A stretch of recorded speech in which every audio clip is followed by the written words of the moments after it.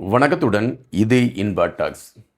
தமிழக வெற்றி கழகத்தின் தலைவரும் தமிழகத்தின் முதலமைச்சருமான மாண்புமிகு விஜய் அவர்கள் இன்று முன்னாள் முதலமைச்சர் திரு ஸ்டாலின் அவர்களை சந்தித்து பேசியிருக்கிறார்.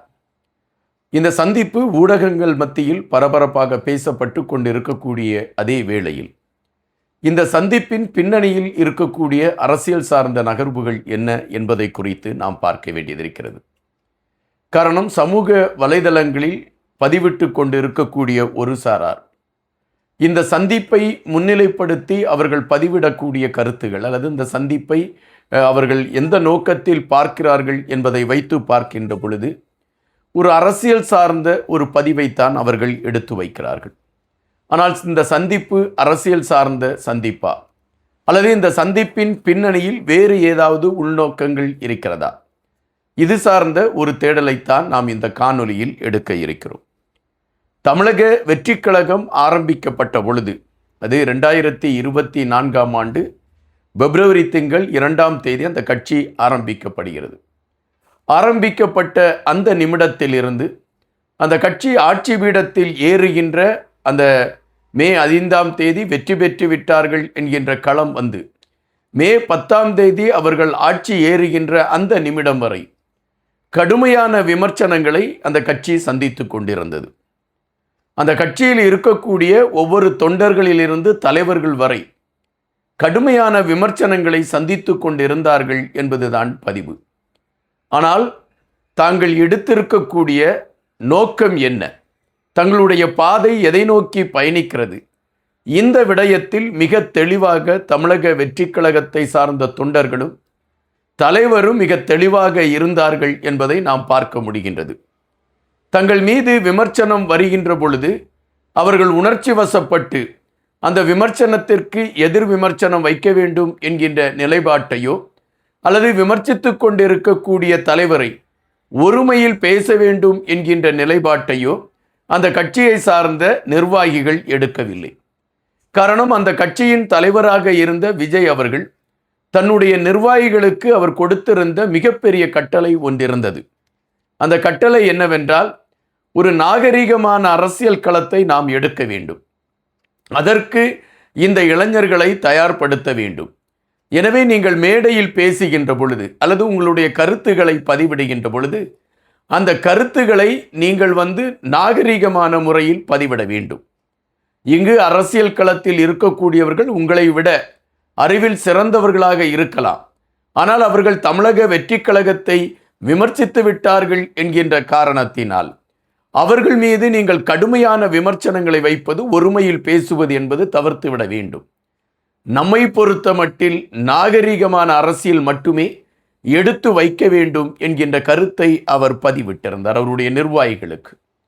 ஏதாவது ஒரு நிர்வாகி தவறி தன்னுடைய மேடையிலே பேசுகின்ற பொழுது எதிர்கட்சிகள் சார்ந்த தலைவர்களையோ அந்த கட்சியை சார்ந்த பெண்களையோ ஏதாவது ஒரு வார்த்தை தவறாக பேசியிருந்தால் உடனடியாக அந்த கட்சி நிர்வாகி தண்டிக்கப்பட்டது அல்லது அவருக்கு வாய்ப்புகள் மறுக்கப்பட்ட விடயங்களை நம்மால் பார்க்க முடிகின்றது.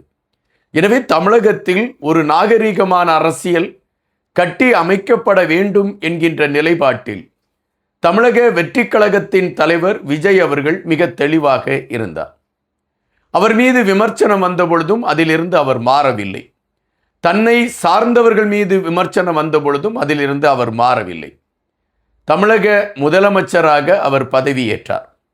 முதலமைச்சராக பதவி ஏற்ற அந்த நிமிடத்திலிருந்து இந்த நிமிடம் வரை விஜய் அவர்களுடைய ஒவ்வொரு நகர்வுகளும், அவர் எதை தன்னுடைய கட்சி தொண்டர்களுக்கும் கட்சி நிர்வாகிகளுக்கும் கற்றுவித்தாரோ அதை தன்னுடைய செயல்பாடாக அவர் முன்னுதாரணமாக செயல்படக்கூடிய ஒரு களங்களை பார்க்க முடிகின்றது. நேற்று அவர் முதலமைச்சராக பதவியேற்றார். இன்று முதலாக சட்டசபை கூடியிருக்கிறது. சட்டசபை கூடியிருக்கக்கூடிய இந்த நேரத்தில் தன்னுடைய அடுத்த நகர்வை எடுத்து அவர் அதிர்ச்சி அடைய செய்திருக்கிறார் மக்களை, அல்லது ஆனந்த கூத்தாட செய்திருக்கிறார் மக்களை.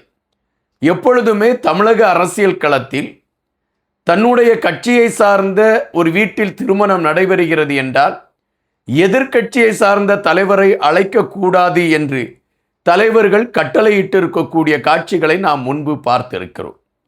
அதுபோல எதிர்க்கட்சி தலைவர்கள் வீட்டில் ஏதாவது ஒரு நிகழ்வு நடைபெறுகிறது என்றால் ஆளும் கட்சியை சார்ந்த எவரும் செல்லக்கூடாது என்று தடை விதித்திருக்கக்கூடிய களங்களை தமிழ் மண்ணில் பார்த்திருக்கின்றோம்.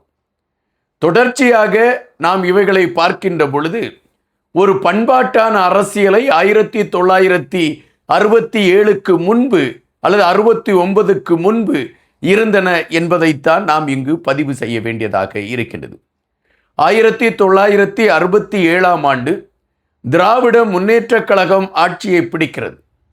பெருந்தலைவர் காமராஜ் தோல்வியை சந்தித்து விடுகின்றார். அண்ணாவிடம் இந்த செய்தி சொன்ன பொழுது அண்ணா மிகவும் வருத்தப்பட்டு வேதனைப்பட்டு காமராஜுடைய தோல்வியை என்னால் ஏற்றுக்கொள்ள முடியாது என்று சொல்லி தன்னை ஒரு நாகரிகமான அரசியல்வாதி என்பதை நிரூபித்தார். ஏறக்குறைய பெருந்தலைவர் காமராஜ், கக்கன் போன்றவர்களெல்லாம் அந்த நாகரிகமான அரசியலை கையில் எடுத்தார்கள். ஒரு காலகட்டத்திற்கு பின்பு இந்த கட்சியை சார்ந்தவர்கள் அந்த கட்சியோடு பேசுவது தவறு என்றும், இங்கிருக்கக்கூடியவர்கள் வேறொருவரோடு பேசுவது தவறு என்றும் கருத்துகள் எடுத்து வைக்கப்பட்டதை நம்மால் பார்க்க முடிகின்றது. தடைகள் விதித்த தலைவர்களை நம்மால் பார்க்க முடிந்தது. ஆனால் விஜய் அவர்கள் ஒரு மாற்றமான அரசியலை தமிழகத்தில் கட்டுவித்திருக்கிறார். இப்பொழுது நீங்கள் பார்ப்பீர்கள் என்றால் இன்று பரபரப்பான செய்தி, முன்னாள் முதலமைச்சர் மு.க. ஸ்டாலின் அவர்களை தமிழக முதலமைச்சர் விஜய் அவர்கள் நேரில் போய் சந்தித்திருக்கின்றார். அந்த சந்திப்பு ஒரு மிகப்பெரிய ஒரு அரிய ஒரு சந்திப்பாக தான் பார்க்க முடிகின்றது.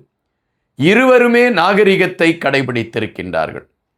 மு.க. ஸ்டாலின் அவர்கள் தலைவர் விஜய் அவர்களை வரவேற்ற காட்சியும், அதுபோல தலைவர் அவர்கள் மு.க. ஸ்டாலின் அவர்களை சந்திக்க வேண்டும் என்கின்ற நிலைப்பாட்டில் அவர் எடுத்த அந்த முயற்சிகளும் ஒரு நாகரிகத்தின் உச்சம் என்றுதான் பறைசாற்ற முடியும். அதுபோல வைகோ அவர்களையும் போய் சந்தித்திருக்கின்றார். அதுபோல ஐயா வீரமணி அவர்களையும் போய் சந்தித்திருக்கின்றார். தற்பொழுது வந்திருக்கக்கூடிய செய்தி, நாம் தமிழர் இயக்கத்தின் ஒருங்கிணைப்பாளர் சீமான் அவர்களை சந்திப்பதற்கும் தலைவர் விஜய் அவர்கள் அதற்கான களங்களை எடுத்துக்கொண்டு பயணிக்கிறார் என்கின்ற ஒரு செய்தி வருகின்றன.